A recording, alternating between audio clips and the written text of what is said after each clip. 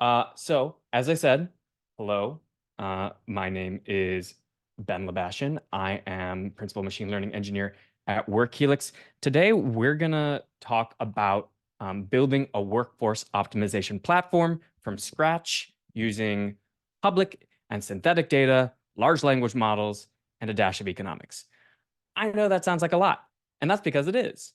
And that's okay. So if you're starting to feel like, is this going to be on the quiz or on the test, or am I supposed to understand everything? I'm going to try to keep it as high level as possible so that you don't look at this and say, what the fuck, while you're, watching this entire presentation. My goal is that you're on it the whole time. But also it's going to be a little bit of a windy presentation. So if you just let me cook for a bit, I promise you, like, there's a reason why I'm doing what I'm doing. Um, uh, Even if it might not seem like it at the time. Okay, so it was reached out to me. Hamza reached out to me to set up a talk because I do a lot of interesting things at WorkHelix. It's true, and every time I'm asked to do a talk, I think to myself, hey, wait, how can I make this interesting? Not just for you all, and I really am hoping that you find this talk interesting, but also for me, because I want to use my time in such a way that I feel like I've benefited, intellectually and whatever spiritually, and I kind of work backwards from there. I don't know if you all do the same thing. Maybe not, because you're in school and it's mostly like hey, you're doing a talk rather than can you do a talk, um, in your cases. But for me, I work backwards is this interesting? And so I thought about your class, and I believe it's an optimization class, right? Okay, great. Because if it wasn't an optimization class, then I built for the wrong thing, but that's fine. Um, and I thought, optimization problems, that's kind of cool. I want to see if I can add something to what we build here. And so I started building, and this is like a month ago. And then I realized, wait, this thing I built for this class is actually kind of interesting. I wonder if we can use it at work. And so then we started using the thing, well, we're starting to use the thing that I built for this talk at work. So I built something, and that thing is like an optimization platform just because I kind of wanted to build it. And now it's being used, but it was intended to be for the talk. So that's when I realized that the talk is the thing that I built for the talk. So just keep in mind that the thing I built for the talk is the thing that I use at work that is now for the talk. So as long as you can keep that in your head, you're good. So nominally, this talk is about building, right? I built something for this talk. It actually got used at work, and I realized that's the theme of the talk. The theme of the talk is building things. And that's because, in my experience, applied is more interesting than theory 98.7% of the time. All right. And I feel like I can kind of prove that, which is, for most of us, opening a textbook is far less ideal than, like watching the matrix on your screen, right? Like engaging in something, doing something, right? And so 98.7% of the time, approximately, my calculations might be off. It's more interesting to just go and do. And that's what I'm going to try to encourage all of you to do throughout this talk. If you take anything from this talk, it is that building and using the things that you learned in school is really great. And it's good not only for you, but for your careers. And I'll talk about why that is in a bit. Okay, but it's more than that it feels good, right? It's art. People notice when you build, whatever you build, right? Whatever you're doing, when you build something, you're creating something that wasn't there before. And people notice when things are different, when there is something that wasn't there, right? And it doesn't just have to be the things that I'm going to be showing you today. I want to make it clear that if your interests are painting, drawing, woodworking, an instrument, writing, I don't care what you do, all of this is building to me, right? For me, it's just I like to build things like this optimization platform, right? But it can be anything you want for you. Because building is an act of creation, and creation is an act of art. That is sort of my thesis, and I will not be taking questions about that at this time. So in actuality, even though nominally this talk is about building, it's actually about growth and creation. So keep that through line in your head. By the end of this talk, I want to push you, that is, as students and soon to be graduates for some of you, and some of you will be seniors, but you're going to be in the workforce. I want to push you to participate in building, and in doing so, growing yourself as an individual, as an employee and a worker and a career professional, to contribute to the world. All right. That is my goal, because some people take in their jobs passively, and that's okay. I'm not saying you shouldn't or can't do that. But for other people like me, being engaged and building can actually be much more compelling, and in fact, build to a very rich life. So that's my goal for you. Okay. So I've talked to you a little bit about the preface here. We're gonna, I've already introduced the talk. You should make things that are interesting. I built the thing. Building is fun and useful. You should do it. And then I'm going to talk about myself. We're going to talk about AI and labor, which I'm sure many of you are interested in, if not have very strong opinions. And then the demo I built, right? Which is actually just the last thing. Okay, so who am I? That's me. I'm Ben Labashian. You already saw that. I work at Helix as a machine learning engineer, which basically just means like I work on large language models and agents and classical machine learning and sometimes optimization, right? I recently published something on AI agents for O'Reilly. If you know O'Reilly, for the coding platform, the education platform. So I last semester I was a lecturer at Chapman University on machine learning and business. I started a conference with some friends, and yeah, I work at Helix. So do a lot of really interesting things. But really, it's about my dog Atlas, who's behind me. It's all for him. I do it all so that I can provide for him, because he's the best. That's the best dog ever. All right. So when I was in college, which isn't actually that long ago, it was probably 6 years ago. Like, it really wasn't that long ago. I learned a lot of things. And one of the things I learned is that I love economics. I don't know how many of you are economics majors. I don't know what the major system is there. But for me, when I found economics, I thought, oh, the world makes a little bit more sense now. I love this. This is really great. And I kept trying to expose myself to math and science because I only found an interest in that probably in the latter half of my college career. Before that, I sort of actively avoided it. But college was theoretical. I don't know if that have you found that either. But it's just not a lot of applied activities, I found. And when I left college and I was trying to find a career, I realized eventually that the world values builders, right? When I was applying for jobs for 8 months out of college and no one would respond to me because I was just out of college and they didn't, want to hire someone who was new, even though I was spending 8 hours a day applying to jobs. One thing I learned is that, like, well, if I haven't built anything, how do they know that I'm capable of doing anything, right? When I eventually was hired as an economic researcher, because again, I was very interested in economics, at a startup, it's sort of a corporate startup out of Allstate, I dove headfirst into things, and I promise this is all going to make sense. I dove headfirst into my work. My first, I don't know, month there, I wrote like a thesis, like a treatise on all of this economic theory that was some of the most fascinating stuff that I've ever seen, the most interesting things about subjects that I thought were relevant to the work people around me were doing. And this was it.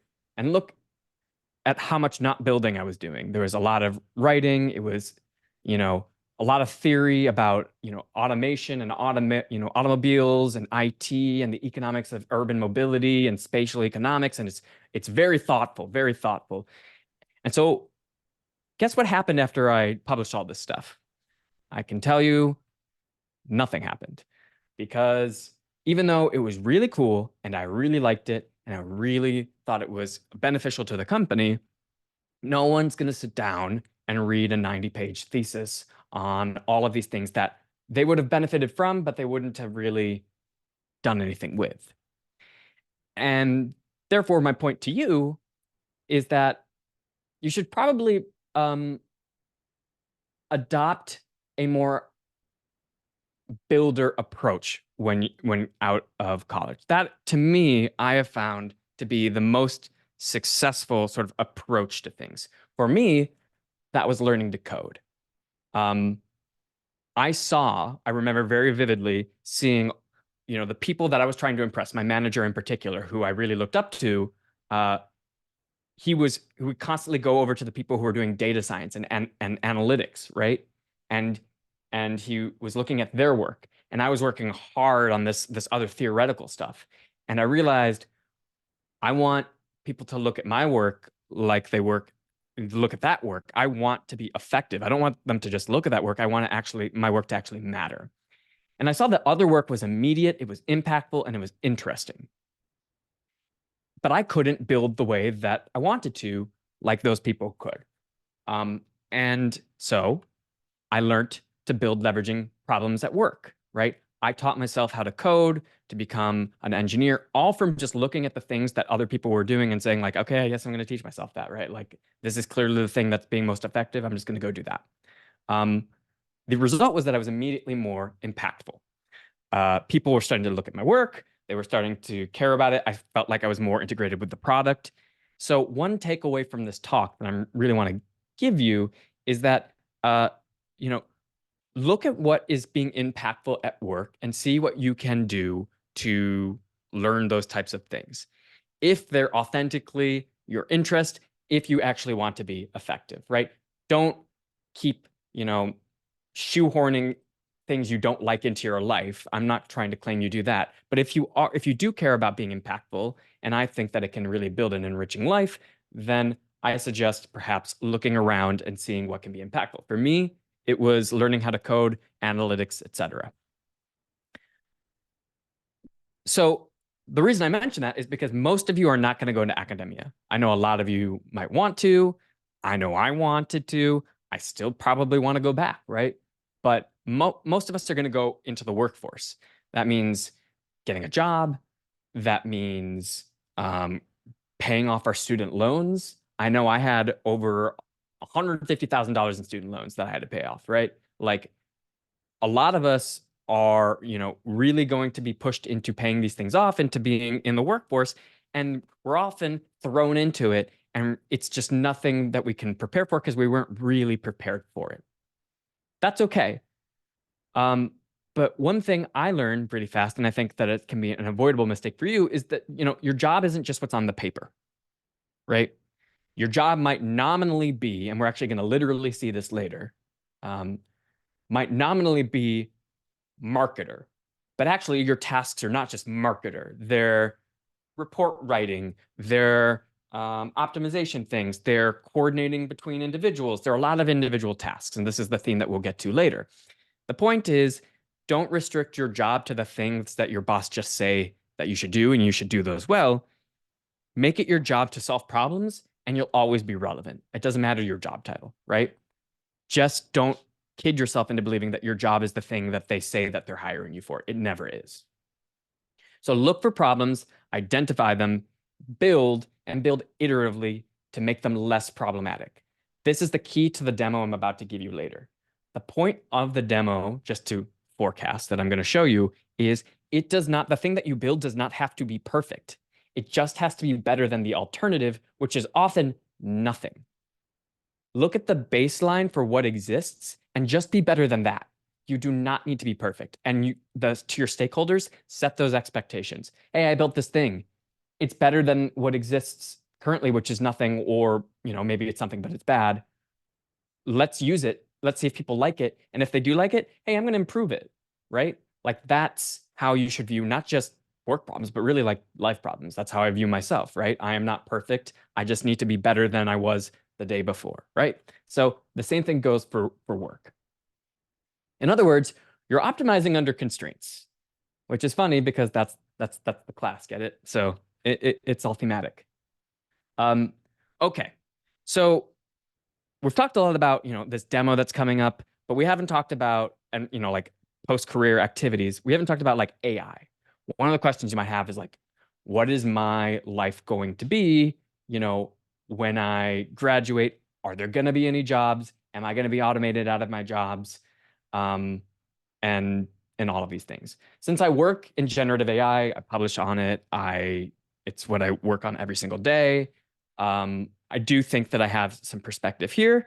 Will AI take our jobs? Probably not, and especially probably not tomorrow.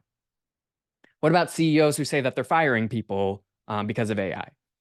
Well, as a CEO, you got to give a reason why you're firing people.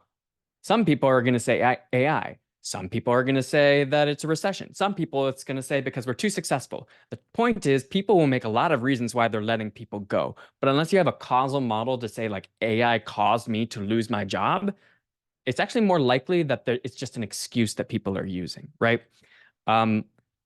AI, as we know it, and we'll discuss in a bit, is not just one thing. And it's not interconnected to a ton of systems, and it usually requires a human in the loop. And for these reasons, it's probably doubtful that your jobs or many jobs are going to be immediately gotten rid of. Even the claims that news sites might make about like, oh, most of the jobs on like Upwork are now like AI actually isn't, when you look into this, you scrutinize it, it's actually not usually the case. It's usually like AI plus a person doing a thing. And they just conveniently leave out that detail that it's a person who's involved in instructing the AI to do some things and then collating some work together. So there's often still going to be a human in the loop for many of these tasks. And we'll talk about that more in the future. But we might want to ask ourselves, okay, well, what kind of jobs and what kind of tasks will large language models, which is, I think, the better terminology for the kinds of AI that we're seeing in the world, what kinds of jobs will they affect and what kind of tasks will they affect? And how do I know? Well, before I can answer that, we should actually step back, which is this. And this is something that I want us all to really reflect on as we kind of go through this talk today, which is, what is a job, right? And I'm literally going to ask one of you out there to unmute and like give me your perspective. To you, what is a job? And happy to, I'm not going to call on anyone, so if you can just unmute yourself, go for it. I don't even care.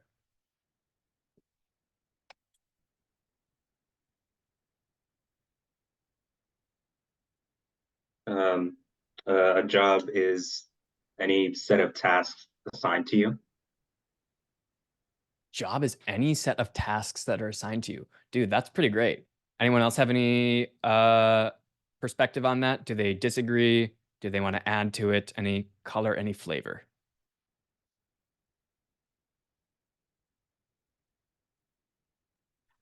An opportunity to grow. An opportunity to grow. See, that is the humanistic approach, and I appreciate that. And that's good. We should always remember that as well. A job is an opportunity to grow.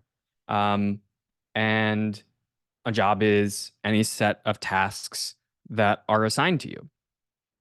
If we want to get to the sort of technical level of things, one economic perspective, and the economic perspective that that inspires my work and the work at WorkHelix, is a job is not one thing. It's made up of, as you said, a bundle or a bundle of tasks, or in this case, atomic tasks that together we taxonomically or semantically, that is, assign a category to. We say, you are an engineer, you are a professor, you are a janitor, etc., right? But those aren't really things. It's like going to the ocean, picking out a fish and saying, this is a fish. But then like when you do the genetic testing of fishes, you actually find that most fish are, more closely related to things on land than they are to each other, right? Like when you go down to the smaller level, we start to realize that a job is just an easy abstraction we use to make sense of categories. And categories make up our lives, right? So my work and the work actually of Daniel Rock, who's in your department, I'm sure many of you have, maybe heard of him. I don't know. Maybe he's even talked to you. is focused on generating an economy level granular representation of all tasks and skills for all jobs. So that's what, I was tasked with. Daniel said, hello, hey, this is my work. Let's make this real. Let's apply this. Let's make this applied instead of just theoretical. Let's go and do it and then make a company out of it. And I said, cool, because I'd read his research and I thought it was great. Let's go do that. And in fact, we did it, right? And why is that useful? Why do we care?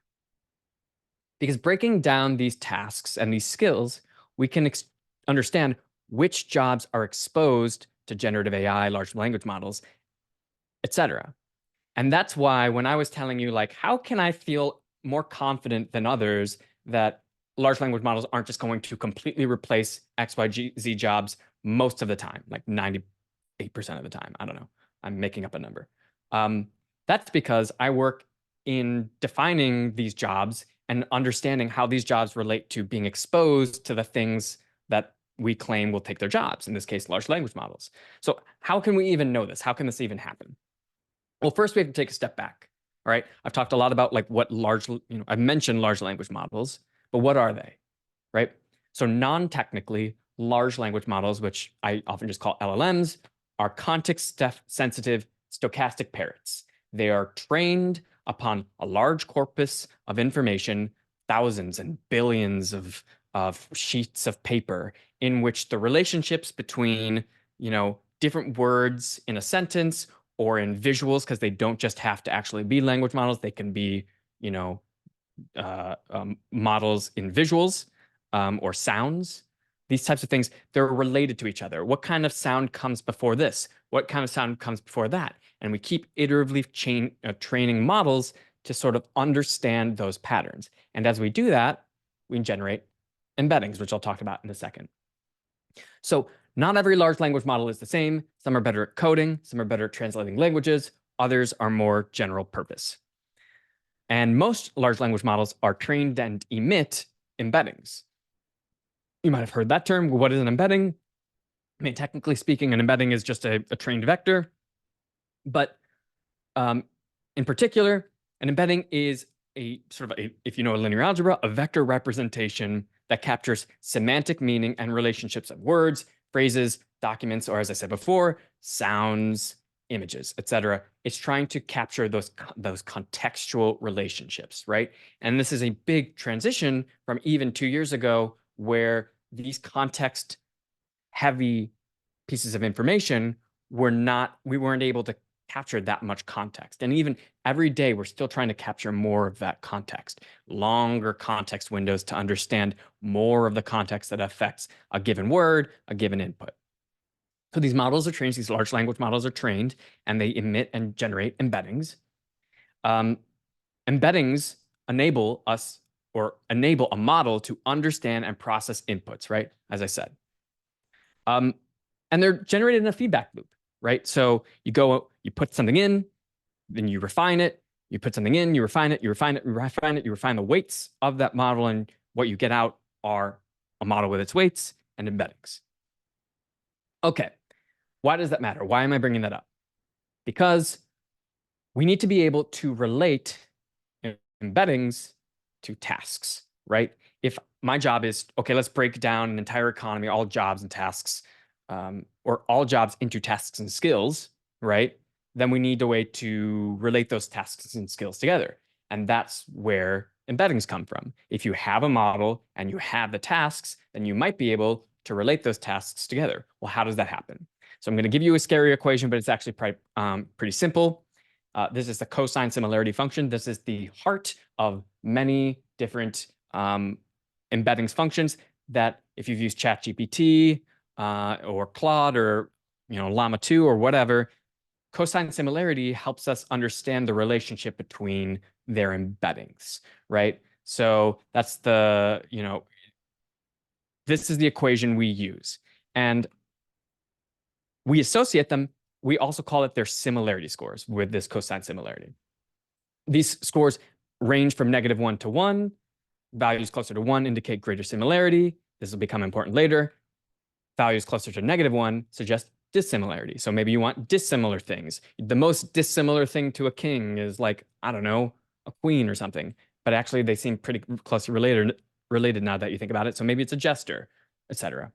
And then a cosine similarity of 0 is embeddings are unrelated. These are just, there's not much signal here. So we use this to relate tasks. If I broke down the economy, if I broke down all jobs into their requisite skills and component tasks, and then used embeddings on those tasks to say, here's an integer or float representation of the task, and then relate those floats in those vectors together, then I can find similar tasks or titles. And if I can do that, then I can do a lot of things. Because then we can relate similar jobs. I can say, oh, did you know that a professor and a preschool teacher are actually pretty similar? And you might say, yes.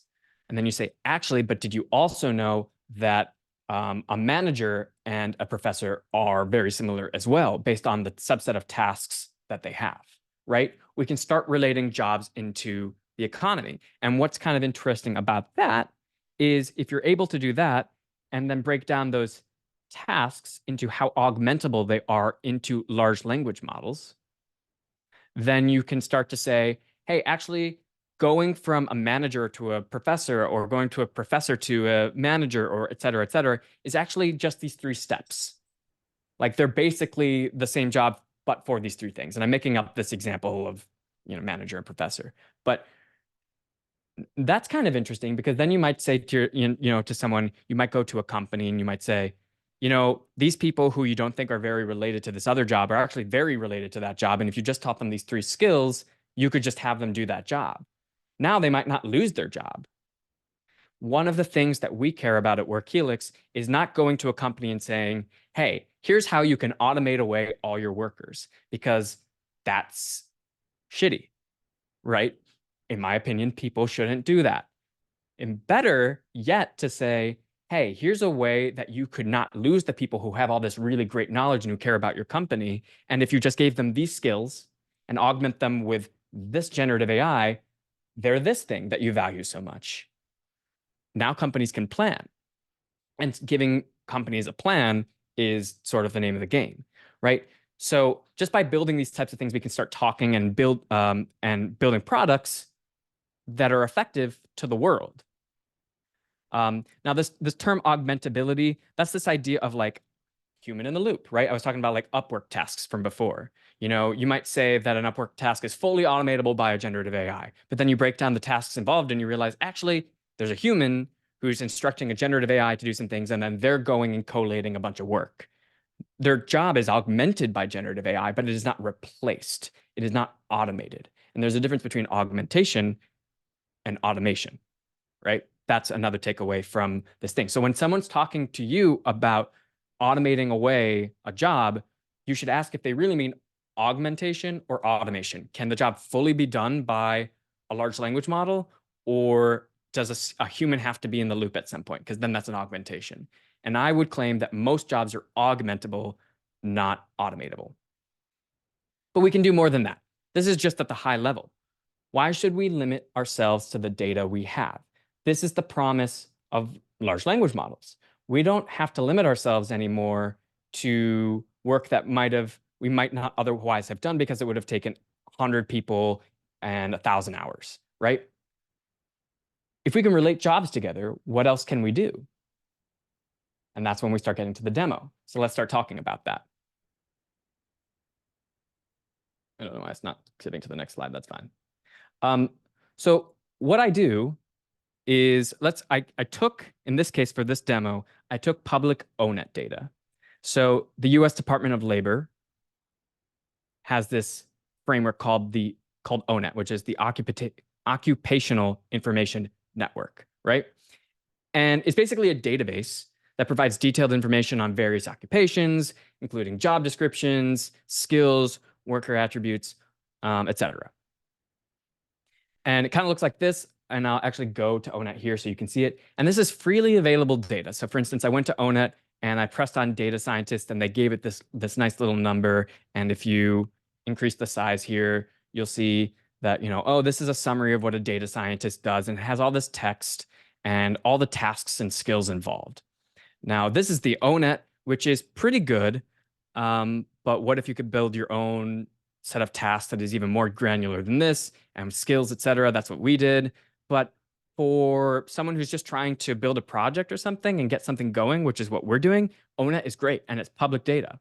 So what would that look like? Well, you could go here to this database and get all these files about the entire US economy and different jobs and download them from text or CSV or whatever based on knowledge, skills, etc., and then build a demo out of it and see how we can relate jobs and other things to it. And that's what I did for this class. It's a little more refined where I work, but for here, it'll be good enough. And so let's build a plan based on this data. We're going to build something together as I go through this talk. If we're assuming that generative AI doesn't need to limit us, maybe we should leverage it. So first, we're going to use the data we have, in this case, ONET data that represents the US economy. We're going to find other data we're kind of interested in. We're going to create that data without having access to it using large language models. And then we're going to optimize that data under realistic constraints. That's our plan. That's the thing we're going to build. And we're going to build it together right here, right now. Okay. So let's go to some data. So for example, there is information about org charts from this API integration. It gives me a schema about what an org chart might look like. So let's look at the org chart. The org chart is, I just went to a random site where they have access to like employee organization structures, and they give me a schema just telling me a schema is a structure, what that data might look like. So there's a designation, there's a department, there's a manager, there's an employee ID, there's a work email, there are dependents. Okay, so what I did was I went to a large language model and I fed it the schema and I said, generate for me, code and fake data representing this schema. And then I fed it the ONET data. And what I did was I built a little thing right here where I entered software engineer. I embedded the data using this model right here. This is the model, or this is the demo. And I found similar jobs using just the publicly available data to software engineer. And I found similar jobs. I found a similar job. So let's see, software engineers based on the data I got before, we'll look at the org structure in a second, has similar jobs to web developers, okay, transportation engineers, telecommunication engineering specialists, video game designers, etc. And it has these similarity scores, which is these are closer to 1 than to 0, which means there is some similarity and this is the most similar, right? And I even get median salary. So I can get a median salary from ONET and all of these other things, and then I can get associated skills with these types of jobs. Well, that's kind of useful. So if someone said, oh, I want to find a laundress, right? What jobs are similar to laundresses, right? I run it, and now I get similar jobs to laundresses, all using just embeddings. The computer doesn't understand what text is, right? We need to use an embeddings model. In this case, this is one of the models I chose, but you can choose one of the others. And then you embed the model into a vector of floats and then relate those floats together using cosine similarity. And that generates these similarity scores. And you can write laundress here, and you get actually upholsterers. Oh yeah, that makes sense. Textile and apparel, that makes sense too. Urologist, not so much. I'm not sure about that one, right? So you still have to have a human in the loop. But the point is, this is the kind of thing that you can do relating jobs to other jobs using just embeddings. But we're not done there. I told you about this org structure before. Let's go to the org structure now. So I've got this other org structure right here. And what I started to do, and I said, well, what if I just generated a random generation that represents a company of an org structure? I mean, I have a schema. I can just get, ChatGPT or whatever to just generate that schema for me because they gave me that schema and represent that company. You'd be astounded how something as simple as this is actually very useful to a company that doesn't even really know its org structure very well. So I did that. You can say, oh, I want this number of managers per employee, this number of employees per manager at max, and see what happens. So I built that. You can change this and then say number of managers, and you represent, and it just generates it very, very quickly. And so then you can see down here, you got the CEO, the CFO, the CTO, the 3 managers. Some have 1 employee because I randomly distributed how many employees there could be. Some have 2, etc. So now we've got an org chart and we have a way to relate jobs. Well, what comes after that? Well, now we can start thinking about, hey, if we have an org chart that tells us a little bit about jobs and how they relate to each other at the company, and we're able to relate jobs, well, at companies, they build tickets. They say, okay, you're doing this, you're doing that, you're doing this. If I have that third piece to generate random tickets based on a schema, then I could start really like actually simulating what is going on at a company and optimizing for what is going on at that company. And that's what we're doing here. So I found a schema for Jira, which is what people use for generating tickets and to-do tasks. And then I went to ChatGPT and I had it automatically generate for me, based on the org structure that I gave it, tickets related to that org chart. And that's what this is right here.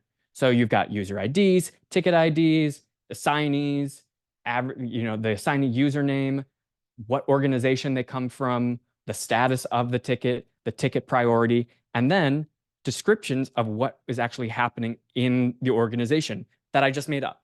So just with large language models and some schemas that I randomly got off the internet, I can now start building out a simulation model of organizations relating employees to tickets and org charts, and then later build an optimization platform to say, hey, maybe let's say which tickets you should get assigned to or something. All this just with some basic large language model tactics. So here it says, the CEO is experiencing difficulties accessing critical project with data and tools. This other is facing access issues, et cetera, based on just these simulations. So finally, you can go do something like this. You've got the same org chart with the same tickets, and the tickets might look like something like this. This is in JSON form, right? And it's just a bunch of the tickets. I just showed it here so you can see what the data might look like at the back end. This is just some of the descriptions, when it was created, due date, et cetera, like that. And after that, you can run an optimization algorithm based on these constraints that I set up, and says, okay, maximum number of employees per ticket, the maximum ticket priority, the employees per department, and then apply optimization algorithms to these fake tickets that I randomly generated based on a random organization structure that I was able to impute just using these tactics, and build out to the end here. Ooh, it's turning black. There you go. A decision tree based on the optimization algorithms. It assigns based on these factors that I put in here. I'm not going to break down the optimization algorithm for you here because I didn't want to keep it too technical, and I honestly don't know where you are in your course. But I do link to the code that you can see. You can go and check out the optimization algorithm. I use the pulp library for optimization parameters.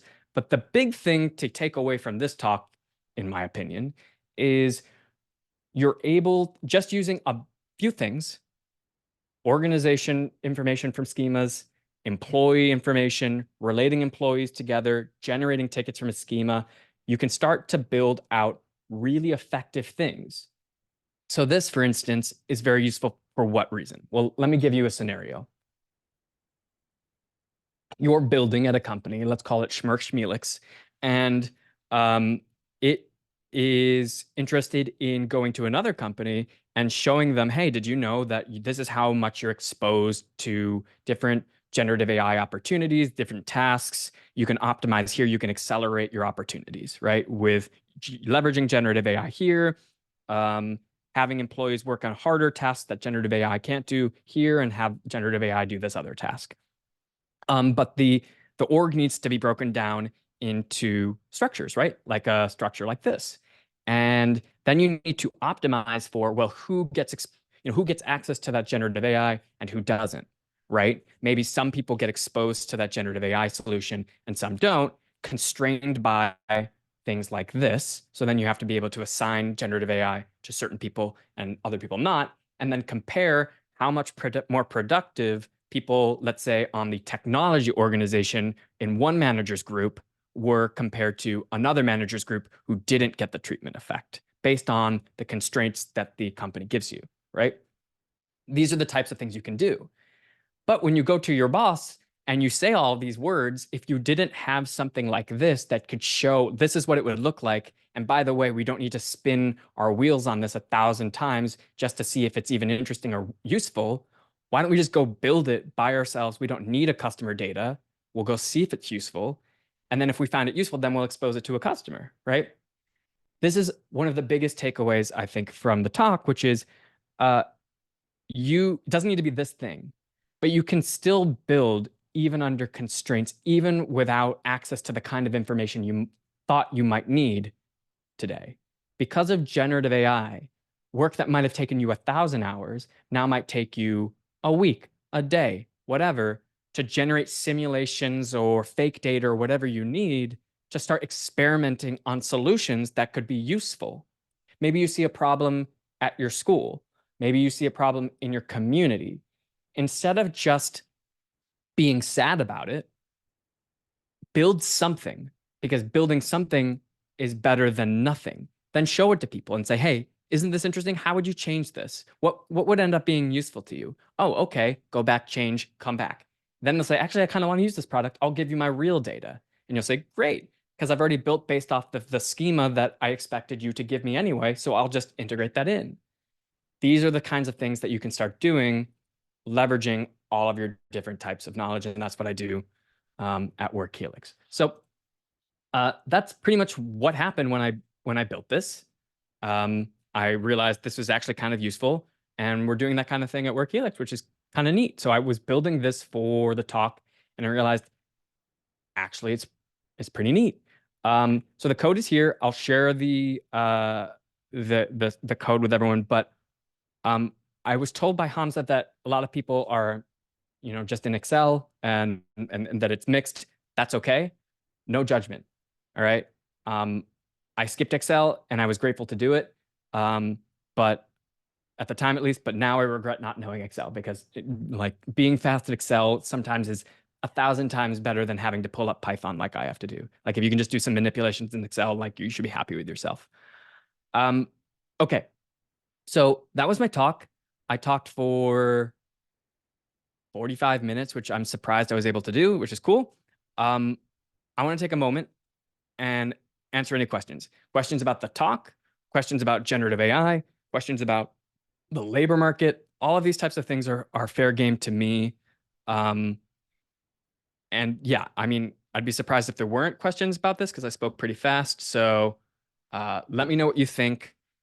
Anyone in particular, if you could I don't know, just leave a message or just start talking, that would be even better. Because I see a lot of faces. Any concerns about post-career things? Oh, I see Caesar, please. Yeah, hi, can you hear me? Okay, Yes, sir. cool. Thank you so much, Ben. Yeah. That was a dope presentation. I really like the code. So I'm someone who's actually transitioning into the software engineering field, but I'm wondering what do you think is the outlook for software engineers? Another person the other day said they are kind of controlling the future, but I'm wondering at some point does the task just become managing these large language models and not necessarily building anything new? I'm wondering what's your perspective on that? It's a great question, honestly. I mean that because even within and one of the things I value is being honest with people. Let me just move my desk down because I'm tired. And one of the honest things I can tell you is that even within my own field, within the experts of the field, there are people who disagree. right? So I'm only going to give you my perspective, but people will vehemently disagree with my perspective here. I just don't see. I can't predict the future. Had I known, in 2021 that, soon generative AI, ChatGPT would be released, first Stable Diffusion, then ChatGPT, and like there would be a revolution, I wouldn't have known. Luckily, we were sort of anticipating something like it would happen, but we didn't know what it would be. Why do I say that? Because I don't want to definitively say, hey, everyone, there is not going to be some AI that takes over the world, because I just don't know. But I would put that probability at a very, very small level, because actually AIs are very stupid. We think they're smart, but they're not. They're just good at certain things. And they're getting better at those certain things, but they're not getting better at integrating the entire with our entire world. I don't think software engineering problems are going to go away, and I don't think that software engineers are going to go away. I find it hard to imagine putting an app out into the world and not having someone look over it to make sure that that all the code makes sense. Yeah, there might be a lot more code reviews and stuff. Am I copying and pasting my code into ChatGPT constantly? Absolutely. And I judge other people who don't, right?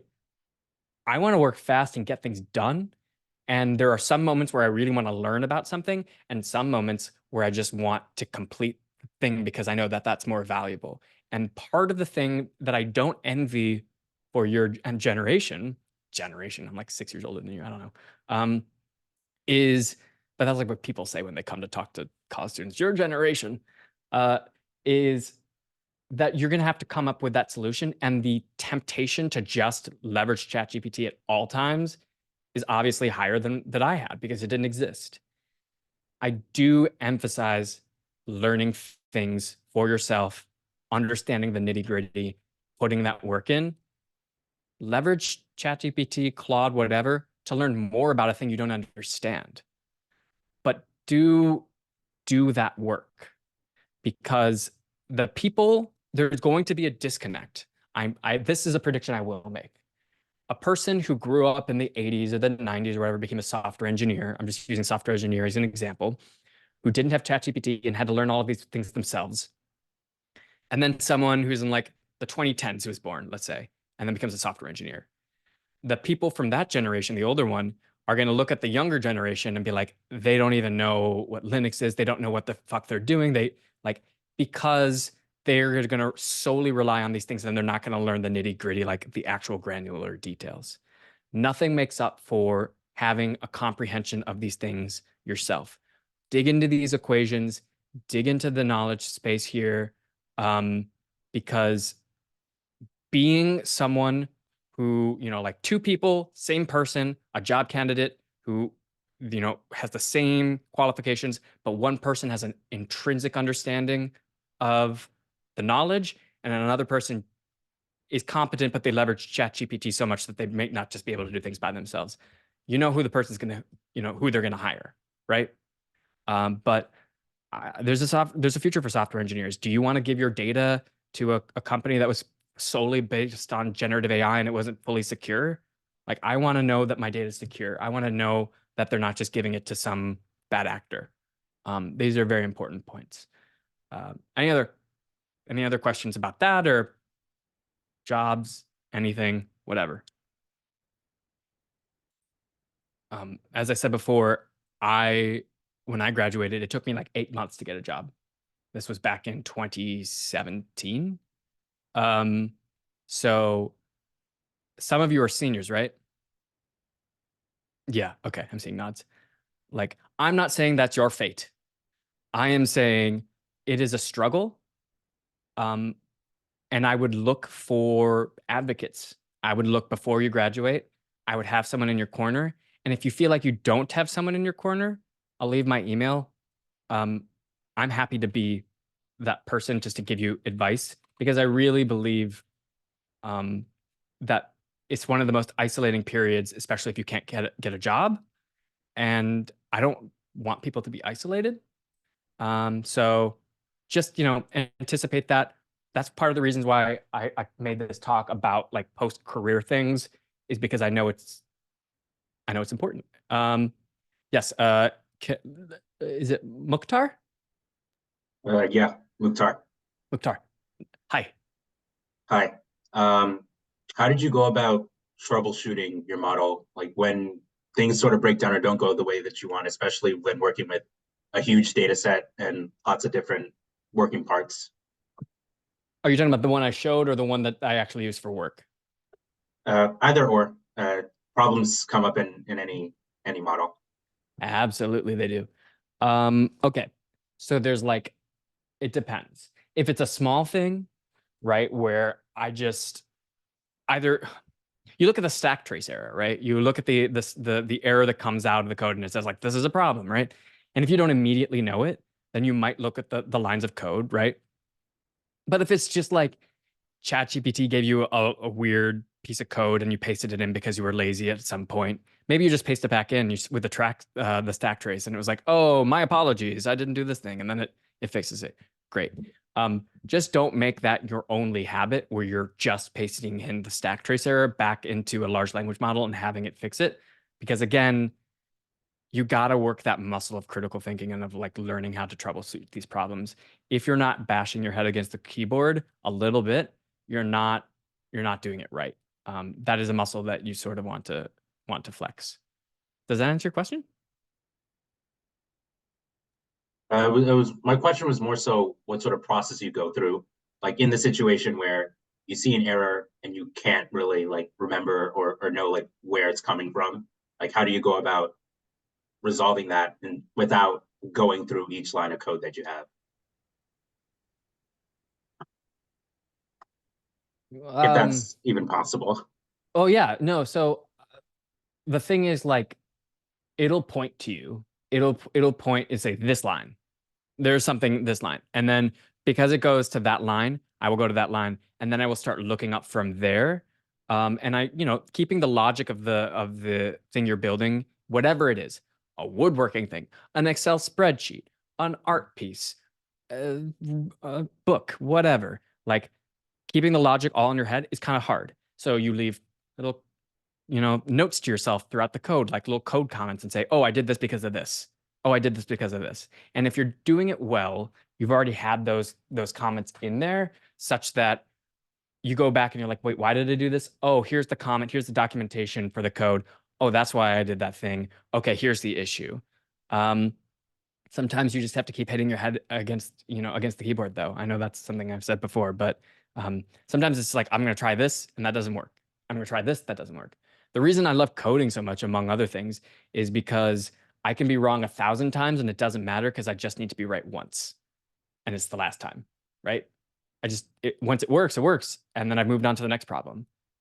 So that's why that it's good for me, because I'm wrong a lot. And being comfortable with being wrong is really helpful. Other questions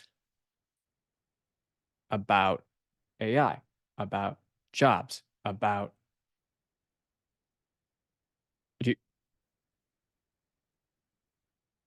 if not, that's okay. Oh, yep. Hi Ben. Hey. As someone who's interested into going to like machine learning and AI, what would you say are like the most like essential tools and skills that you use in your day to day? Okay. Great question. Having linear algebra is useful. I think everyone's going to say it. Among all the things, having some linear algebra, and I'm not even saying like advanced linear algebra. If you get to eigenvalues, you're good.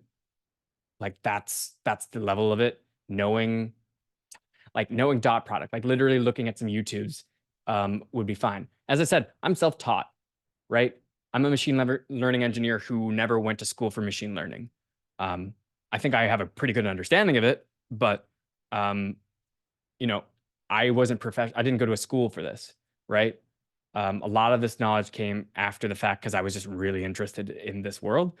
Another skill for not just this job, but for all jobs is finding a really smart person, respectfully attaching yourself at the hip to them, and asking them to be your mentor. This could be your professor. This could be a friend at work. It doesn't matter. But I would, as a pattern, look for those smart people in your lives that you respect and verbatim ask them, like, can you mentor me? And they'll be like, well, what does that mean? And you'll be like, I'm just going to have some questions and I want to know I can like come and ask you them. And they'll probably be like, yeah, first build a relationship. Don't just like randomly do it. Because I had a bunch of mentors who taught me a lot of really great soft skills in particular about how to navigate the business world. And that's one of the things I really value. Another one is communication, learning what people want and learning to express what you're doing. So one, learning what people want. They might be saying, I want X, but so very often someone says they want X and what they mean is Y, right? Asking those follow-up questions about what they mean and if what you're building to deliver to them is the thing that they want. And communicating what you're building, right? If people don't understand entirely what you're building, that's okay. But try to simplify it to a level that they will start to understand. They don't need to have an understanding of everything. What they need to understand is, you know, machine go burr, fine, but what does that mean for XYZ? Yeah. So I hope that answers your question. Do you have any follow-up there, or did I?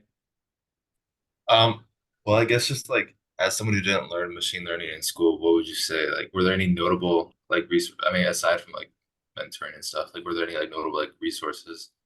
Yeah. Yeah.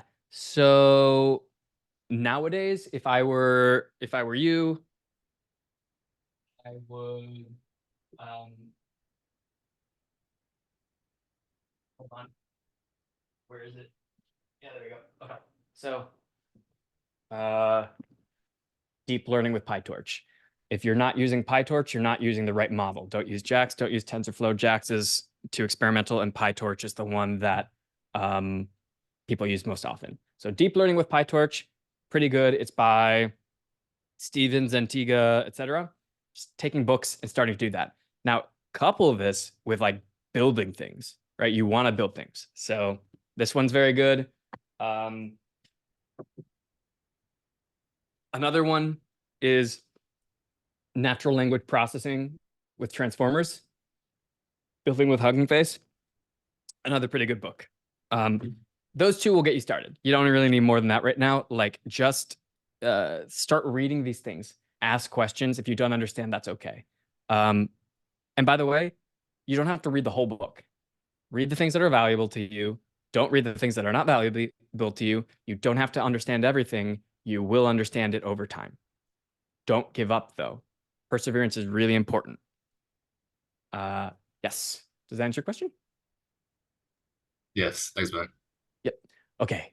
Other questions?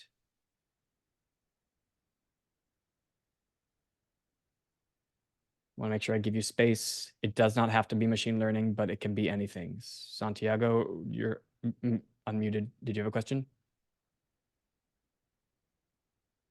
No, maybe not. Okay. All right. Well, in that case, if there are no more questions, thank you for joining me here today. I'm around. I gave you my email. I'll send over the materials to everyone who's involved. Angel, thank you for being a really helpful liaison. And be nice to yourselves and be nice to each other, because it's hard out there. And yeah, I will talk to you all later. Thanks so much. Appreciate it. Thank you. Thanks, y'all. Thank you. Thank you. Thank you. Thank you. Thank you.